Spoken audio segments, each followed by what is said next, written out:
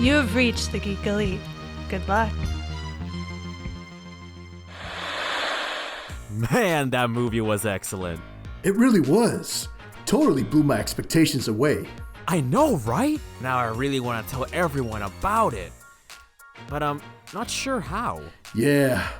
If only there was a podcast dedicated to reviewing films and discussing the latest news and trailers on upcoming films.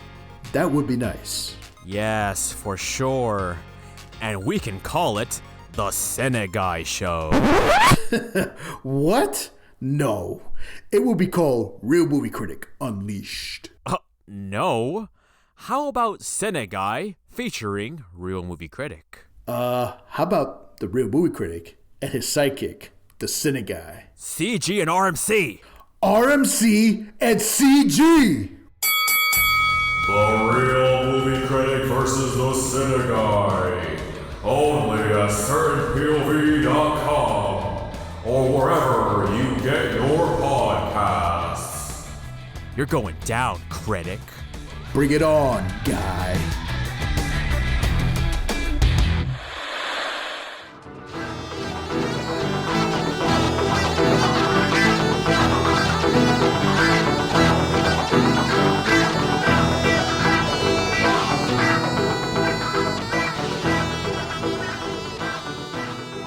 Welcome back for another issue of Imagine If.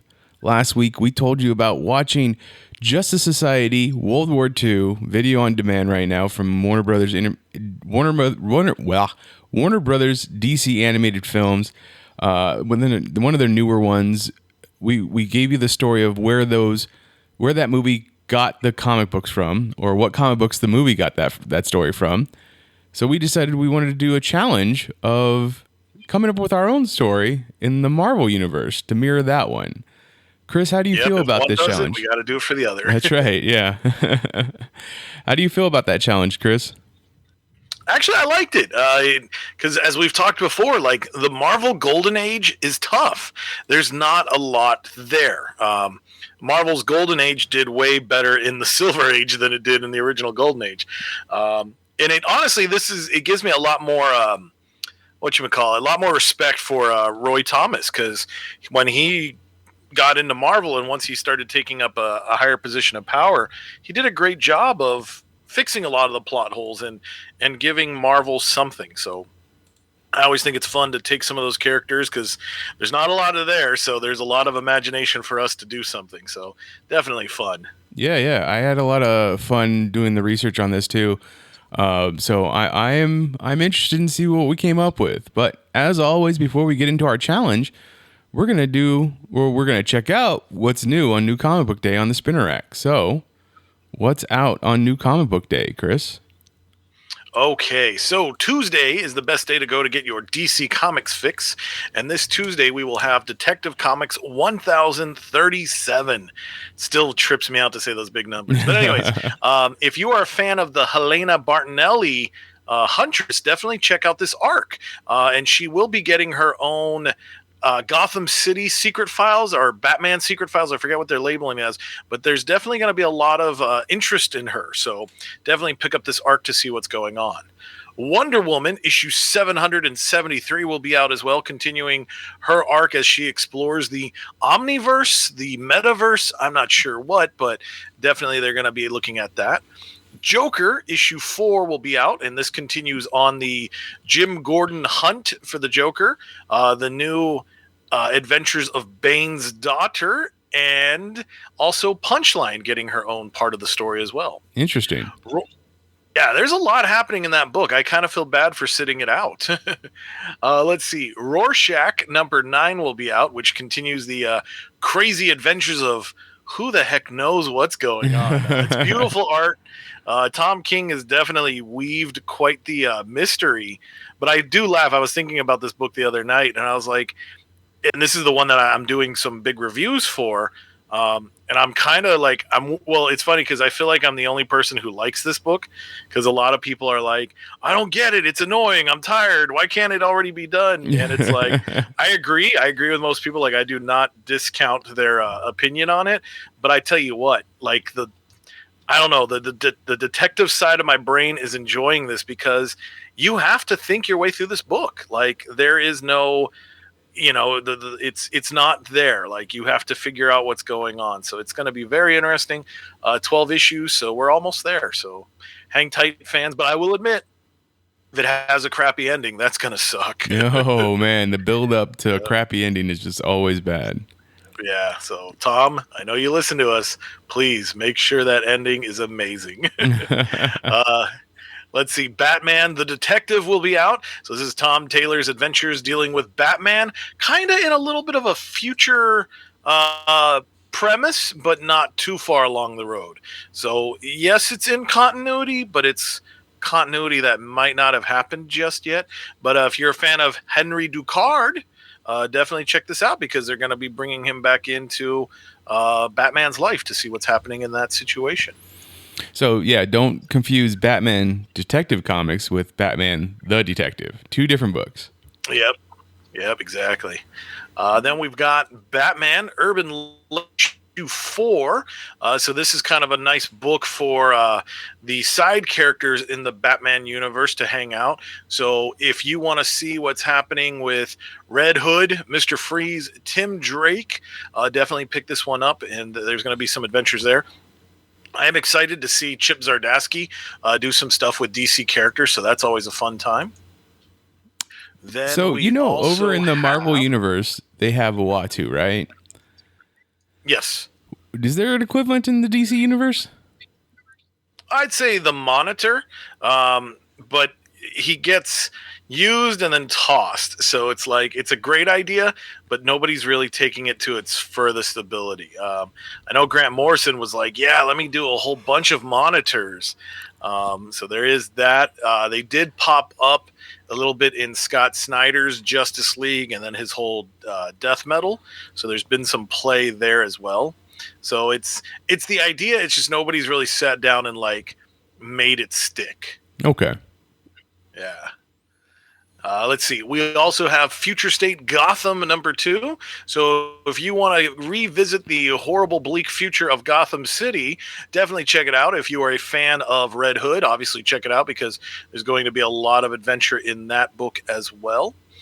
Let's see. Then we also have Justice League Last Ride. So this is I don't know if they're going to classify it as an Elseworlds, but the idea is a Justice League member has died. I know who it is. I don't know if they've put it out there. We all love spoilers, so I think it's okay. So here's a spoiler. Martian Manhunter was killed in action, and that basically had the Justice League separate. This is really a big, bitter split between Batman and Superman, and so the League needs to come together in order to save the universe. So can they put their differences aside? So it's pretty wild. And especially too, again, Chip Zdarsky taking on a Justice League team. So I'm very intrigued in this book. So you're saying over there on the Justice League, Batman and Superman are experiencing a schism? Yeah, definitely a schism. Maybe their own little civil war. Okay. Yeah. It's interesting. I kind of laugh at it because again, ultimately it comes down to those two guys and what's going on in their case. But I guess honestly, I'm more excited because Green Lantern is going to get quite the bit of action in this. So I'm like, okay, because on issue 3. We have this kind of campfire scenario. And so there's a lantern that this looks more like Alan's armor. And I was like, that's interesting. So what's going on with that? Then the cover for issue 4 has but it's the old costume because it's the one-piece bathing suit instead of the one that cuts off at the belly button. So it's like, okay, this is interesting. So like, how far are we going? Or is it just an honest mistake on the artist's part? But I'm hype. So unfortunately I missed issue 1, so I might have to go back. Part of me is just thinking maybe I should wait and buy the trade, but I want to support, so we'll see what happens. Then we have the big one, Hopefully it's big. I don't know, but Checkmate #1. That's right. Green Arrow, The Question, Talia al Ghul, Robin, Mr. King, and a whole bunch of Lois Lane, Manhunter, Superman, Mr. Bones. All kinds of characters are going to be starting to show off their mysterious detective sides. So we'll get to see what's going on there. Is that who's between Talia and Manhunter? Is Robin? Is that who that's supposed to be? No, I would say so. I think the one sitting is actually probably Lois. Oh, okay. You got Manhunter. I can't really tell who that is. He's just generic enough that I don't know. And unfortunately, they don't have too much of a thing there. But the big draw is Bendis and Mavli are coming together. It's going to be that gritty noir, so that could be really exciting. But I do laugh, and I'm gonna throw this at you, Mitch. Is Ollie a detective? No. I mean, really? Okay, No. all right. I mean, you can make. I had to get it from the store. Yeah, you can make Ollie Batman all you want, but in the end, he's not a detective. Like, the detective work would be done by Black Canary, and he would follow her lead, like, if anything. But yeah, no, he's not a detective. He is a brawler through and through. Like, he just gets in there, does what he believes is the right thing, and then gets out. Yep. All right, that's what I figured, because I was just kind of laughing at some of that. I was like, wait a second. You can't be telling me now all of a sudden, like, Ollie's Mr. Because, all right, so I finally sat down this weekend and read some comics.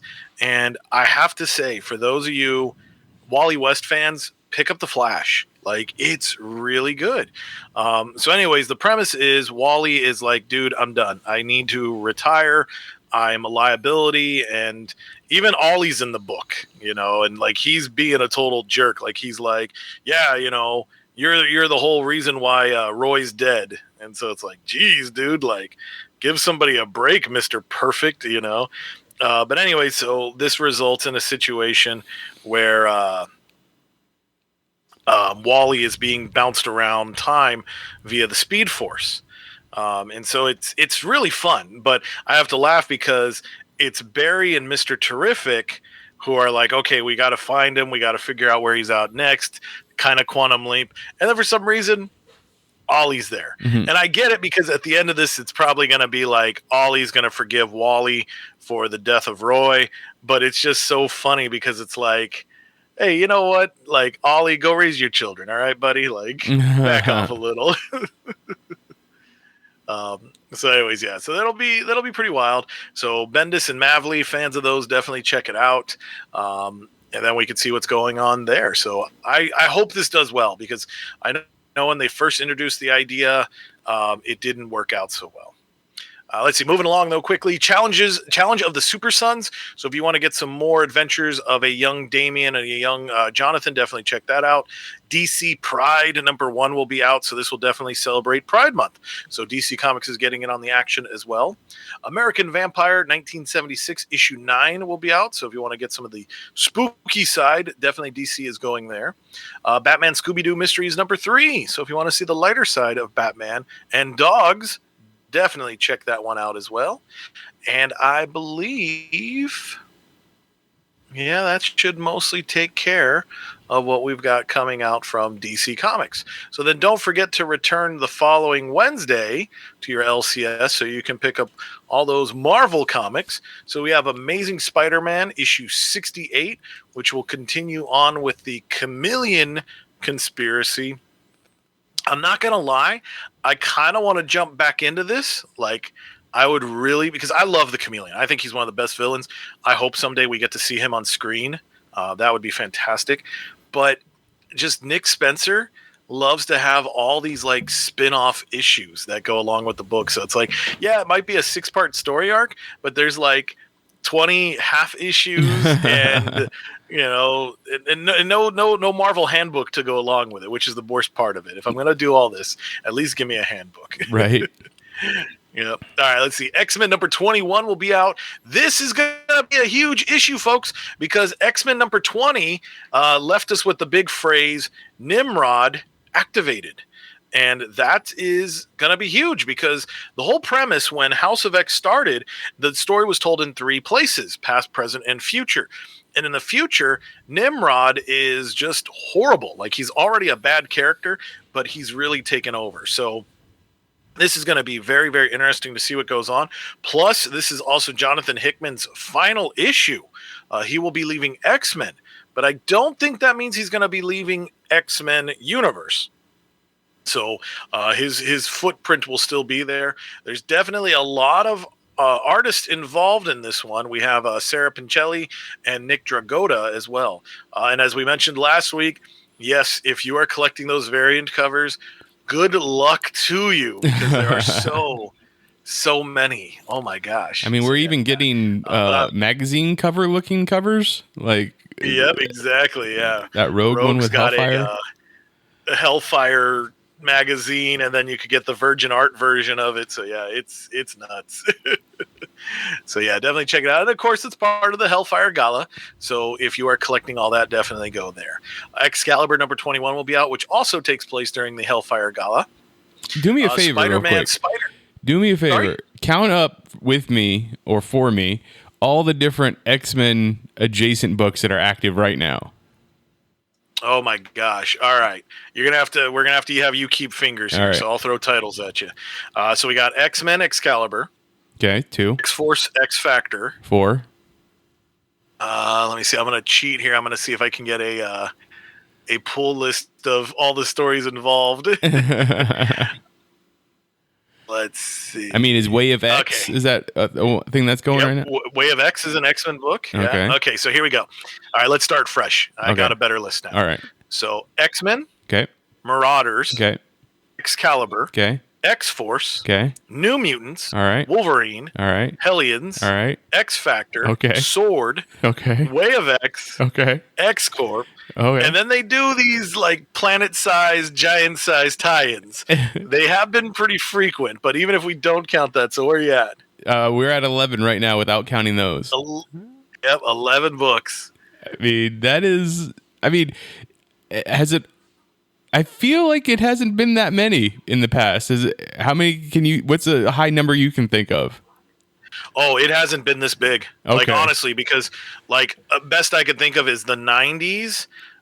And even then, all we had were like most of those books, but we did not have Hellions. Hellions was like a mini series. Marauders was a team.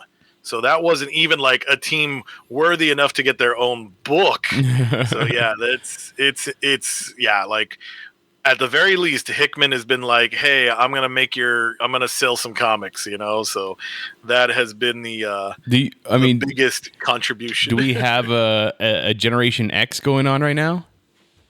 Not yet, but actually, since you said that, but then that reminds me that there is the oh gosh, what's their name? The Children of the Atom. So technically it's an X-Men book, but I'm sure there's a twist where it's like, oh, these guys aren't mutants, so will the X-Men be okay with that? Like, hey, you're using our trademark here, buddy. I'm gonna say it counts. That's 12. Yep, so there you go. So yeah, we are at least at 12 X-related books. Yeah, this has been the most. Like, this is so they're probably counting on all the X-Men fans are like, hey, I'm not going to go after that mortgage after all. I really didn't need a place to live. But I will say this, though. Props to their collected editions, because they are doing a oh gosh, I want to say, I think it's Dawn of X. They are doing a trade paperback series that collects the entire epic in like reading order. So that's pretty cool that they do have that going on. Still expensive as heck, but yeah. I'm in. So, yep. Yeah. This is like, if you thought X-Men was big, then it mutated. All right, let's see. Moving along, though, where were we? Okay, so we've got ourselves Strange Academy. So if you want to see some of the magic side of things, Spider-Man Spider's Shadow number 3. So this is a fun one because it's a what if. And I love the fact that now Marvel is really entertaining the thought of having their what ifs be more than just one issue.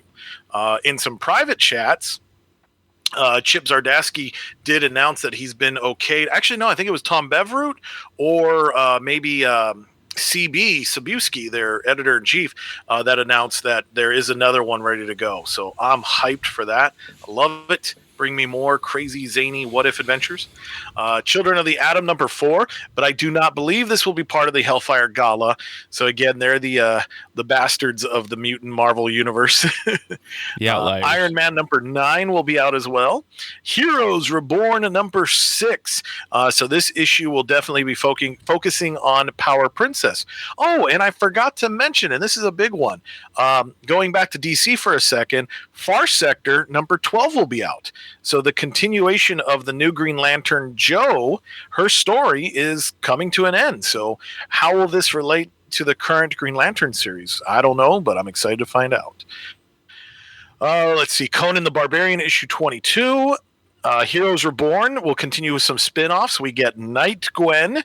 So she'll definitely be following the legacy of Nighthawk. And then Heroes Reborn Squadron Savage. So if you want to see more of the street heroes like Punisher and Elektra and what they're going to do in this new world, definitely check that one out. I thought that meant that their Squadron Supreme was going to have a team with Conan on it, just like the Savage Avengers. Well played. There could still be hope. Let's see. In the solicit, we do have Elektra and Punisher, Crossbones. That's very interesting. Cloak, and then the Murder Hornet. Ooh, so that'll be who's the Murder Hornet? Yeah.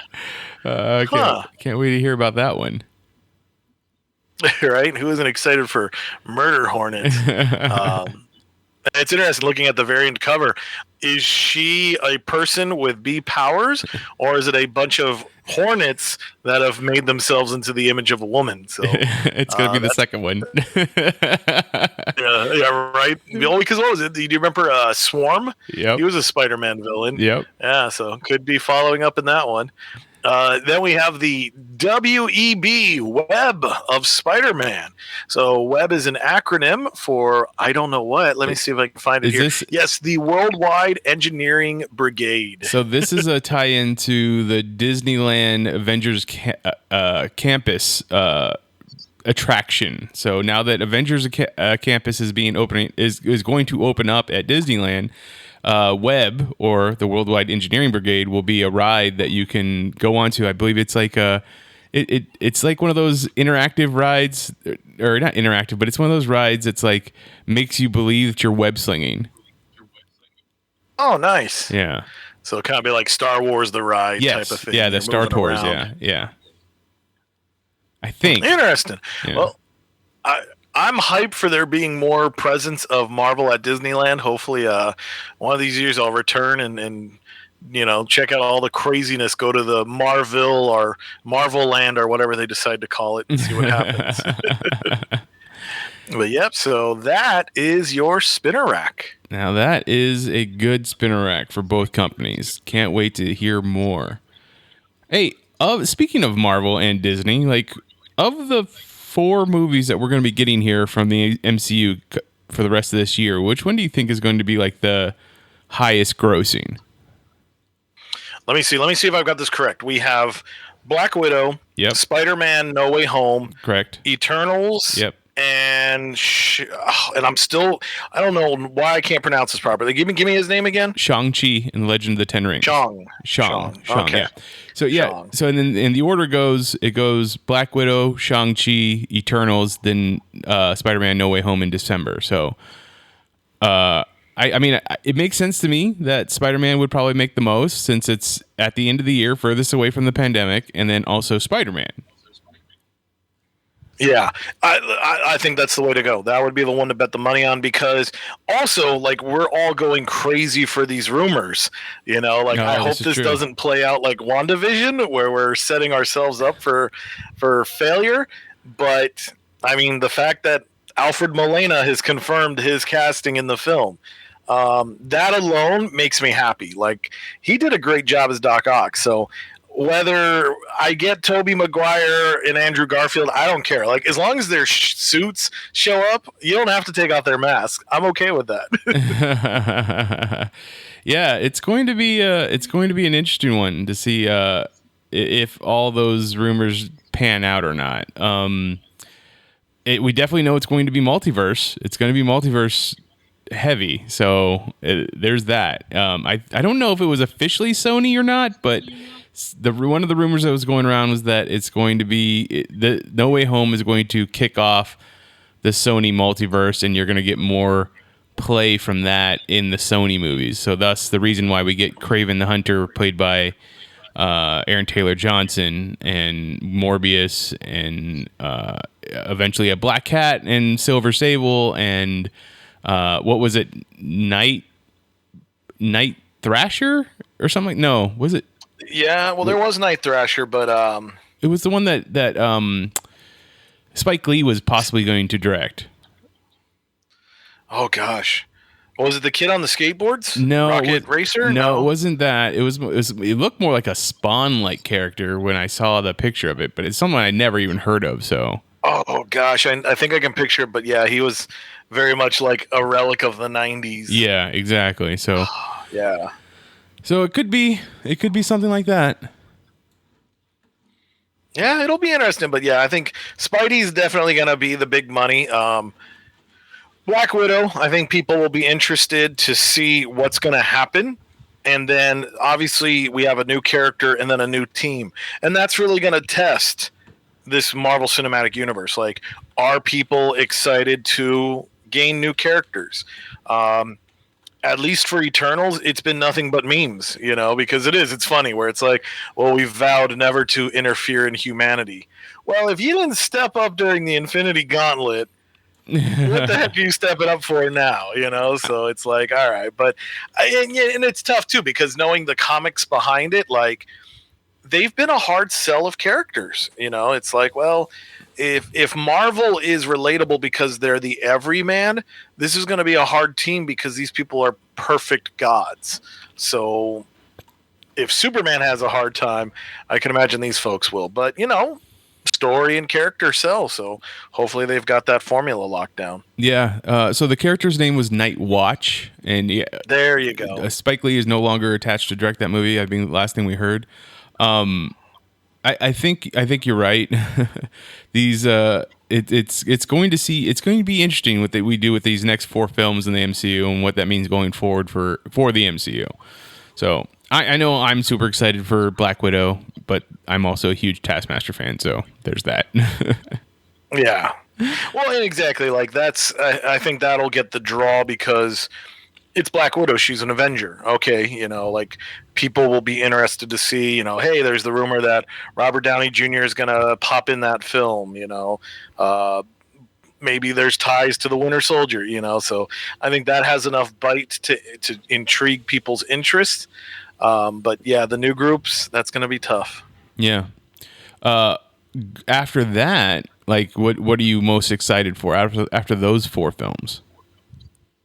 Gosh, honestly, I can't remember the slate of films that they've got. So, I mean, then it just comes down to Fantastic Four and X-Men. Yeah. I just, I got to go, at that point, I go big because then I go to what I'm in the comics for. Like, yes, Millie the model is great and she has a deep history at Marvel, but I'm probably not going to be rushing to go see that film.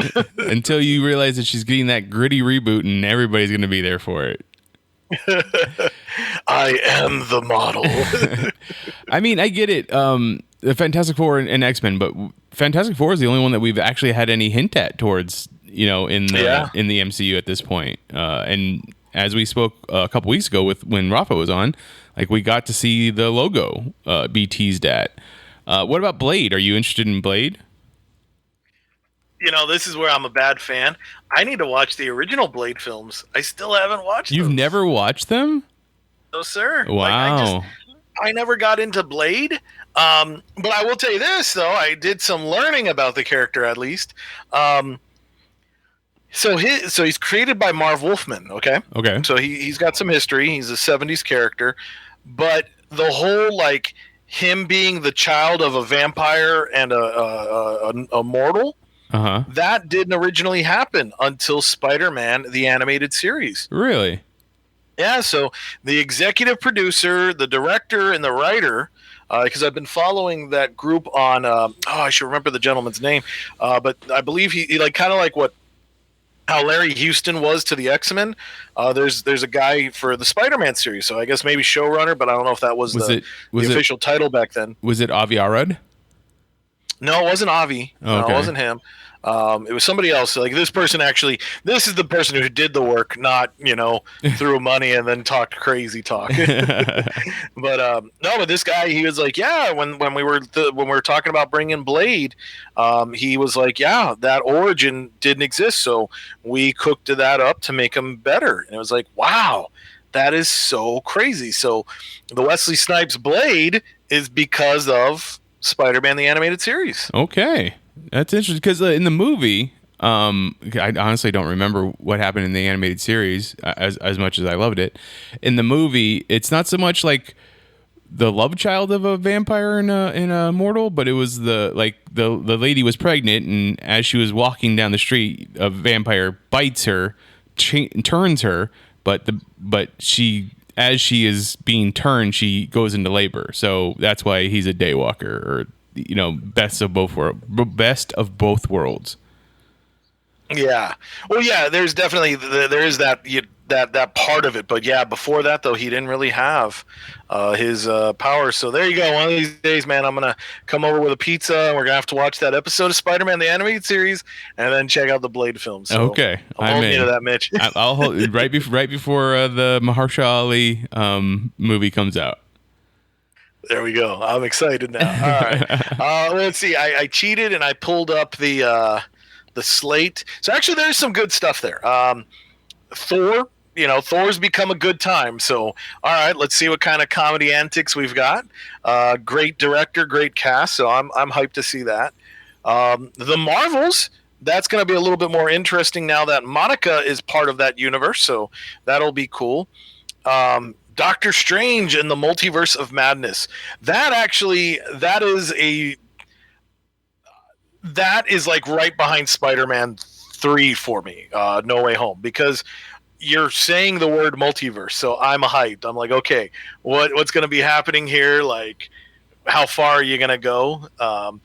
And I don't know if it constitutes as a MCU movie, but I am pretty excited for Venom 2. I might be in the minority on this when it comes to our group, but I mean, I'm okay with Woody Harrelson being Carnage. I'm cool with that. I mean, I'm okay with Woody Harrelson being Carnage, but that movie, I'm sorry, that first movie was just so bad, and I'm not looking forward to the second movie. With that trailer that came out of the odd couple that is Venom and Eddie Brock. I made you pancakes, or I made you waffles. You say potato. Yeah. See, I like that because, like, I'm gonna have to find one of the panels and send it to you, because they did have moments in '90s Spider-Man comics where Venom would be like web slinging around and singing. He was a nutcase, So it's like, wow, that's a deep dive. They did something there. I mean, so I really don't feel like we should use the '90s comic books as a precedent for anything. It was a weird time for comic books. Oh man, and here I was looking forward to the first holographic film. I thought that was going to be great. Because, I mean, DC's doing variant editions, right? The Snyder variant. That's right. You're right. You're absolutely right. Okay. So, yeah, we have a lot of things. We have Ant-Man and the Wasp, Quantumania. We have Guardians of the Galaxy Volume 3. We have a Wakanda Forever TV series. Black Panther Wakanda Forever. But then we also have a Wakanda TV series that's going to be coming out. Yes. Rumors are that Okoye, played by Denai Guerrero, is going to have her own origin story, maybe in a TV series or in a movie at some point, which is going to be interesting. We know we have a She-Hulk TV series. We have a Moon Knight TV series, which a couple weeks ago Marvel Studios finally confirmed, which is a thing. Like, they don't confirm any actors until right before filming starts. Yeah. Yeah, so no, that's pretty cool. Actually, I forgot about that. Hawkeye, I'm pretty stoked for that. Yep, Hawkeye. Yeah, because case in point, they didn't confirm what's her name? Haley something. I'm blanking on the actress's name, but she's playing Kate Bishop. Kate Bishop, thank you. I'm just sitting over here struggling with names. See, you're the Hollywood side. I can get the geekiness down, but I can't do Hollywood anymore. I'm so out of touch. So we have a lot to look forward for in the next phase or the current phase of the MCU, and I'm just ready for it to kick off because it's been a bit of time. Yes, yeah. No, it is something that is much needed. So before we get into talking about Justice Society World War II or our version of it with Marvel, when we were watching this movie, I brought up this question to you, and I want to see if maybe anybody else out there can come up with an idea, but maybe you had a little bit of time to think about it. The Justice Society of America, it was founded in the comic books, kind of like put together by FDR. Yes, no? Yeah, no, they've played with that. Yeah. Okay, so they're this shining example. These people from America coming together to superpowered beings from America to try and help out during the war effort, right? What would be if you could make a 5-person team that was like a branch off of the Justice Society of America that kind of did their more stealth stuff, the stuff that wasn't going to show up in the newspapers, the stuff that America could not be connected to. Ooh, okay, yeah. So, yes, all right. So yeah, this is the off the books team. So, Yeah. All right, 5 people. Okay. So Plastic Man's got to be there. Ooh, he is a golden age dude hero. was a You're former right. thief. Yeah. Dude was a former thief. So he's gonna have those ties. Obviously, he's a shapeshifter, so that's huge right there. Let's see then. And I think just because the character has been played that way, but Robot Man, I would pick the original Robot Man. We saw him in the Golden Age. I don't know if you remember when we did that read. Mm-hmm. So he was just like, he was okay with killing, and he was just like, I don't care. I'm okay with this. So definitely, like, he's like the Sabretooth of the team. Like, he just doesn't care as long as he gets to do craziness. So I put him on that. The person that's going to be the conscience that doesn't want to be there, the Golden Age Blue Beetle. So I liked playing with that earlier. So, and I would even love, like, this is why he became a cop. So at first he's a archaeologist, and that's how he finds the beetle. So he gets pulled into this team because he's going to be the magic connection. But I like that. And then eventually once he's done with his time, like, I guess this feels more like a Golden Age Suicide Squad. The Suicide Squadron of America. But anyway, so yeah, once he's done serving time, he's like, I want no part of this. And he just feels awful. And, he figures, all right, I'll be a cop to kind of atone for what I've done. So what is that? That's 3 right there, right? I think I've got 3. So now I got to start getting some other characters. Gosh, let's see. So, trying to picture my all-star squadron, that big V lineup, so that way I could get some characters going on that one. So, what about you? Do you got something to buy me some time? Ooh, to buy you some time. Well, I think I wanted to throw in, which would be weird because he shouldn't be part of the stealth team, but I want to throw in the Guardian. He's a Golden Age character, right? Yeah, he is. Okay. Ooh. So And there's another one. He's a cop. yeah, that's true. You're right. We have him. Let's see, who would have been another good character. See, and this is my issues because you're the one that has the more like knowledge of all these type of characters. I don't. What about Phantom Lady? Phantom Lady. I'm trying to picture. I don't. Can you describe her to me? Because I'm trying to remember who that could have been. So I believe it's a Charlton character. So it would have been It's the basis. Oh, okay. Yes, yeah, the one with the very skimpy suit. Yes, the basis for Silk Spectre. Yes. Okay. Yeah, that's a good pick because she's definitely she's cool with Like, hey, I'm not going to worry. I'm just going to do. All right, I like that. And then you would have to throw in a speedster. Who do we have that's a speedster back then? Well, you got your Johnny Quick, so if he's not being used outside of the Flash, you could play with the idea of the Ray, since he's as fast as light, so he's a flyer. Okay, all right. You convinced me. I'm gonna go with the Ray. Since I would assume, well, no, it would have been Jay Garrick is on the JSA at that time. So yeah, Johnny Quick would have been back there too, though. He kind of falls into, I guess, and this is what's tough. And again, this is Roy Thomas kind of taking all these different universe characters and giving them something. But I think Johnny falls more in with the All-Star Squadron. Okay. So that's like the big team to be like, hey, yeah, since we didn't own these characters at the time, that's because the reason why they weren't on the JSA is because we didn't own them. So, but they were part of the bigger team, the All-Star Squadron. All-Star Comics. Let's see. You got whatchamacallit in there. You got Plastic Man in there. I kind of want to have myself a villain too. Who'd be a good villain to be in there? Oh gosh. Whew. Who's an enemy of the freedom fighters? Oh man, well, the Nazis. Okay, so not that then. We don't need any Nazis. I think they were just that generic enough that they didn't have. But okay, this could be fun. Do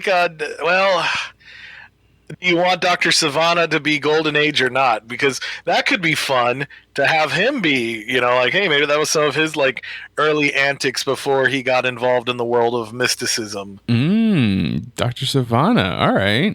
I could see that. He could be their tech person and eventually just goes his own way. Yep. And then how about Iron Monroe? Nice. There we go. There's my team of 5. All right, so I finished up mine, and I like this because I'm forming you as my audience here. All right, I like it. I have my 3 members. I got Plastic Man, Robot Man, and the Golden Age Blue Beetle. Right. Mm-hmm. All right, so I'm gonna put the Tarantula in there. Oh. Picture like a poor man's Spider-Man, but with a handgun, and then I'm gonna put Liberty Bell in there. Oh, I like it. Yeah, you got me. So that's how those two get married and they meet. But then eventually on kind of like an adventure with either the JSA or the All-Star Squadron, but that's when she sees Johnny Quick and she's kind of like, oh no, actually, sorry. That's right, because she was married to Quick and then she left him for Tarantula, but then she went back. So this is going to be the story of how those two drifted apart, and she eventually went to Tarantula. There we go. Oh, all right. We'll put those modern age dramas into the golden age. DC, come talk to Chris. He's got a story. All right. I just thought that'd be a cool little exercise just to get our juices going, because now we're going to be going into our big challenge of the week. Who would be your Marvel equivalent for the story of Justice Society World War II? Now, as we said last week, it was the Flash of Two Worlds, which was Flash number 123, not 223. Another Flash book after that, 137, and then Justice League 21 and 22. Hey, there we go. I got one. I have a memory. That's awesome. So, as this is, who's your team? I assume you picked the Invaders as well. I strayed away from the Invaders. Oh, okay. I went with the Invaders. So I know when we were texting about this, and I was like, okay, you know what? I'm gonna push away from that just to give it a little bit of different variety and see. But again, we're probably going to be sharing characters because both teams shared characters. Yeah. Yeah. This is all because, so it's interesting just to dive a little bit into the history. So in actuality, we get the Justice Society of America, which is a culmination of different comic book companies teaming up that will later on become DC Comics.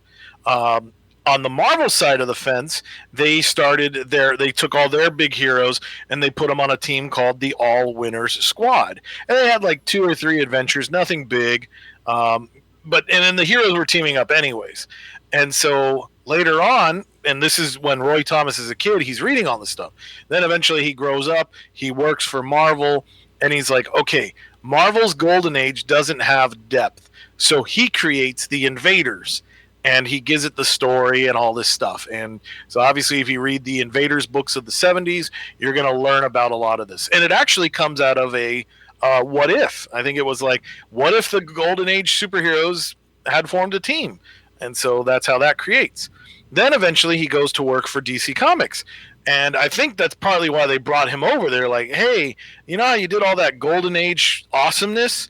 Can you do that for us? And he's like, sure. So for DC, he creates the All-Star Squadron. And I laugh because is it a play on the fact that it's All-Star Comics and then Squadron to kind of poke back at Marvel? So he creates that, which then eventually leads to Infinity Inc. And he did a lot for both Marvel and DC's Golden Age during the Silver and Bronze Age. So one of these years, I hope the companies collect all that stuff. So I would really love to sit down and see what this gentleman did for both universes. Okay, how about you go ahead and go first then? How does your story go? All right, buckle your seatbelt, buddy, because it's going to get crazy. All right, so for my challenge, I am going with the All Winners Squad, okay? So to match lineups in the JSA World War II movie, so Steve Trevor is the government liaison, right? Mm-hmm. So I figure, hey, I got to go with Nick Fury. That's exactly who I want it to be. He's enough in the trenches, but he's also enough of a soldier that he's going to follow through with what the government tells him to do. So I thought that would be great. Then I looked at Black Canary in this film, and I saw that she was a little bit more hard-edged. Typically Black Canary, and she didn't even have powers. Golden Age Black Canary did not have powers. She was just a fighter. So they do play up that fighter tactic. They give her that, but they also gave her a little bit of a darker persona. And I love the fact that they were kind of playing with, her being attracted to Hawkman. Mm-hmm. So I thought, okay, this would be kind of fun. So I'm going to take the Blonde Phantom. So she is a member of the All-Star Squadron. She comes to us from All Select Comics number 11 back in fall of 46. She has the ability. She's a high-level athlete, skilled hand-to-hand combatant, fine markswoman, and an excellent secretary. So that's the abilities they give her. But I thought that would be great. I thought she would definitely be a very one-to-one match of Black Canary. So I thought that would be great. And plus, I like the idea. So when I thought about Hawkman, I was like, okay, who's just a fighter? Who's just a crazy person that's going to come to the team with I'm reincarnated, and everybody's going to be like, yeah, sure. Reincarnation sounds great. So that made me think, okay, well, who was crazy in the Invaders? So I'm going to take a little bit of liberty here, but I'm bringing the Blazing Skull. Ooh. I'm going to make him a member of the All-Star Squadron. I love my flaming skulls, I guess. I'm a big fan of that. So I'm going to have the Golden Age Spirit of Vengeance, because that's how I'm linking them in. So I'm going to take good old Mark Anthony Todd, and he's got the abilities of superhuman strength, immunity to fire, regenerative healing factor, fire generation projection, the ability to make his skin tissue invisible, leaving just the bones. So I thought that would be a good matchup for Hawkman. And I figured that'd be kind of fun, a Phantom and a Blazing Skull. Hey, they're kind of the darker arcane people. So I thought that'd be fun. My Flash, so in this case, I changed it up. So I figured I wanted that Silver Age to Golden Age connection, right? So Jay Garrick to Barry Allen. And I was like, okay, who shares that similarity? So I'm going to use the Human Torches. Oh. So when my movie opens, okay, so it's going to be the Human Torch as part of the Fantastic Four. They're fighting, oh my God, I can't remember the guy's name. He's the one who can, shrink you down. Oh shoot! This was the one thing I forgot. Just to make it easier, they're fighting Doctor Doom. Okay. I can't remember my character. They're fighting Doctor Doom, and Daredevil comes along, and he's helping them because obviously it's Manhattan, it's New York, they're all together. Hell's Kitchen's just a throwaway, so they're kind of helping to fight the situation. So as they're consulting, and they're like, okay, here's what we need to get done. Doctor Doom is about to vanquish Daredevil. He's gonna be like, get out of here, meddler. This is, I will have my vengeance on Richards. And so as he's about to do that, of course, Daredevil can't really see the energy. Like, he might feel the senses of it, but he's not seeing what's happening. So Human Torch is like, no, and he flies, and he's the one who gets banished instead. So he gets tossed into an era where there was no Daredevil, but it just so worked out that he gets sent back into World War II. So this is how that connection will happen with Johnny and Jim. So they're there in that moment. Just because the way Doom phrases the spell, like, go to where you don't exist. But it kind of backfired in the fact that one. So Johnny Storm still doesn't exist in World War II, so it still holds up. How's that for a no prize? Boom. So anyway, so that'll be my connection there. Then I thought for Our Man, I would have Captain America. Both guys are, powers through Science. Through science. So I thought that'd be fun. And it actually has me thinking, like, I'd really love to see, like, how could a fight between Captain America and Our Man hold up? I mean, as long as it goes 61 minutes, Steve's got a chance.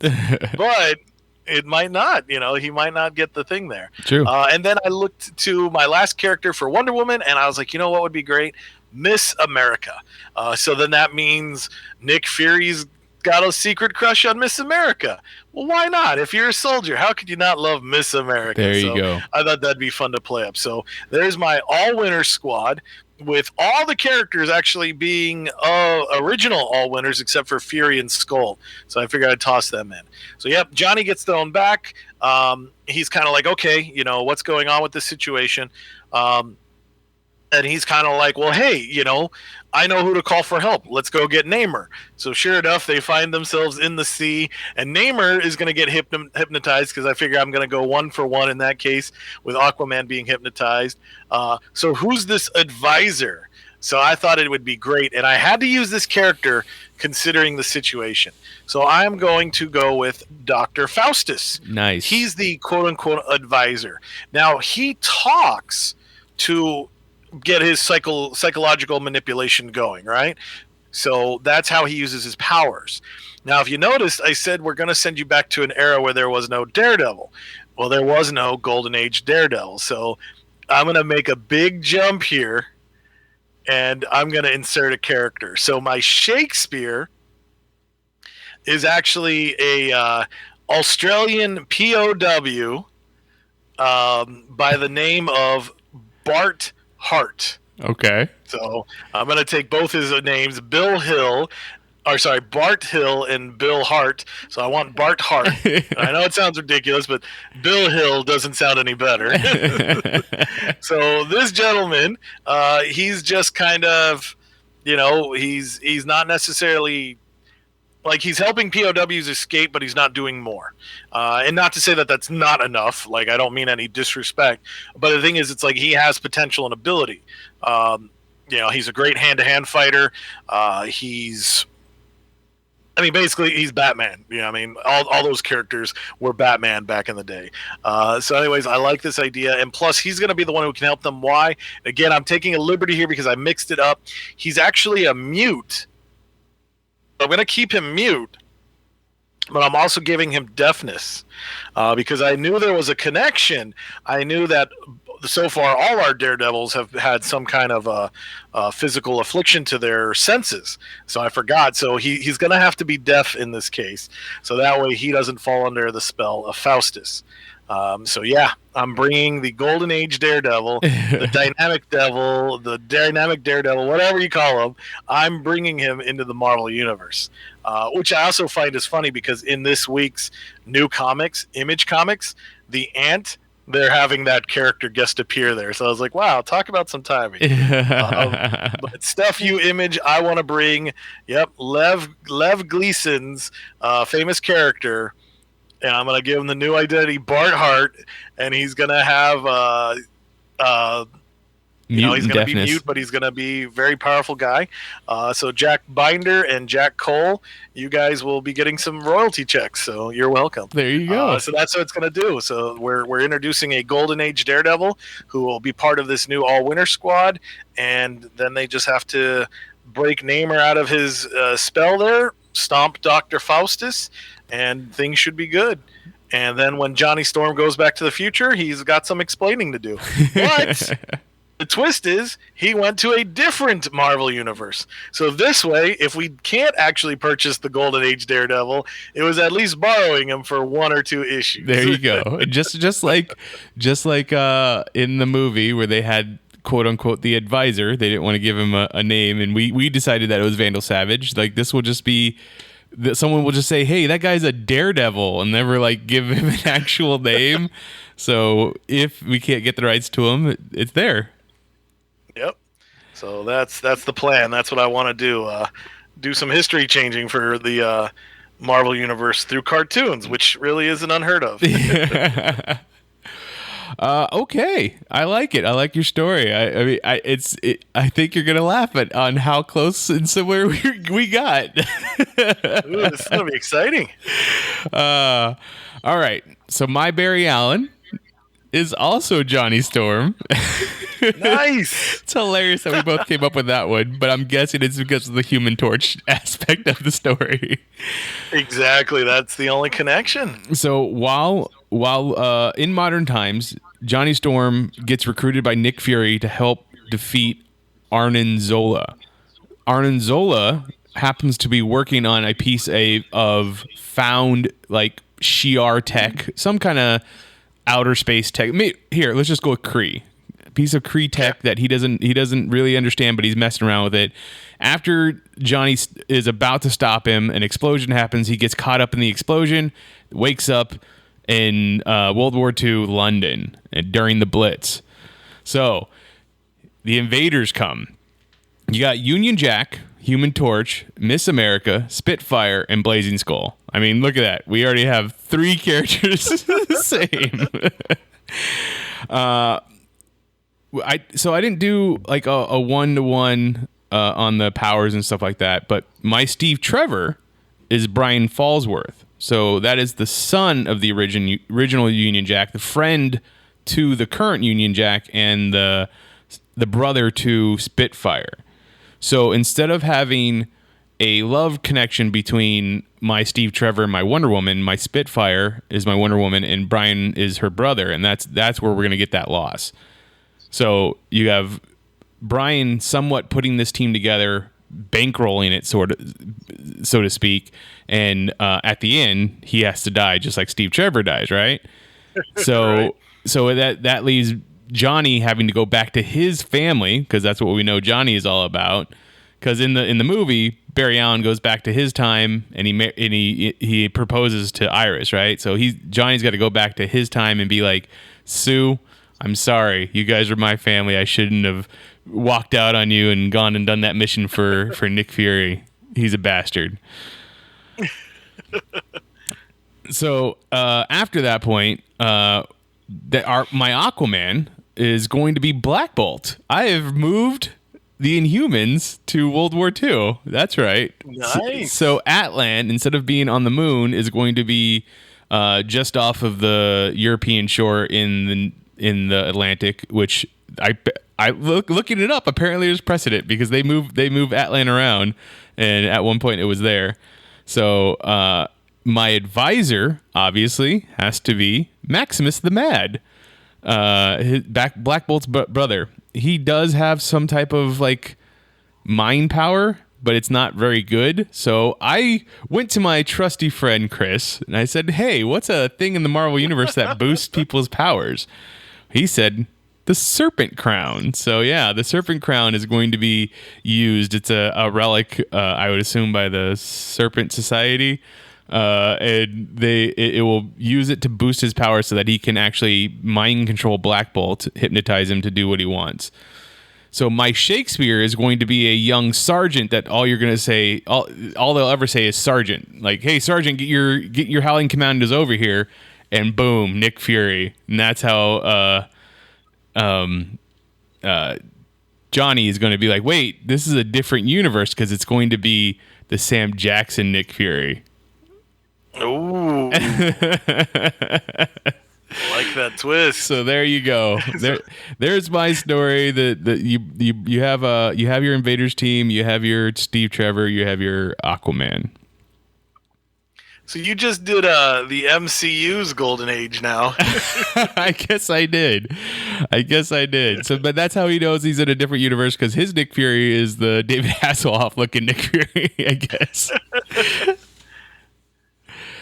I like that. I like that we came up with the Human Torch connection. Like it made the most sense because with both of us having the Human Torch and the Blazing Skull on the team, I can only imagine someone on the team being like, "Wait, another fire guy? We're not calling him Human Torch, because they kept calling Barry Future Boy. So, what would you go with in this one? Would you go with Future Boy again?" That'd be the easy one, like, hey, that's the joke. God, because like I want to think of something that would just kind of tick Johnny off, like, maybe they call him the boy torch, something like that. It's like, hey, I'm a kid, all right, I'm not or whatever. Like, I'm not a kid, something that would just kind of like tick him off and push his buttons there. Someone could ask Human Torch, the Jim Hammond Human Torch is like, is this your new Toro? Like, kind of thing. Yeah. Are you replacing him? Are you replacing Toro? How about Matchstick? Like, what if they call them that instead? Oh, yeah. Hothead. Hothead. I like that. I like Hothead. Such a hothead.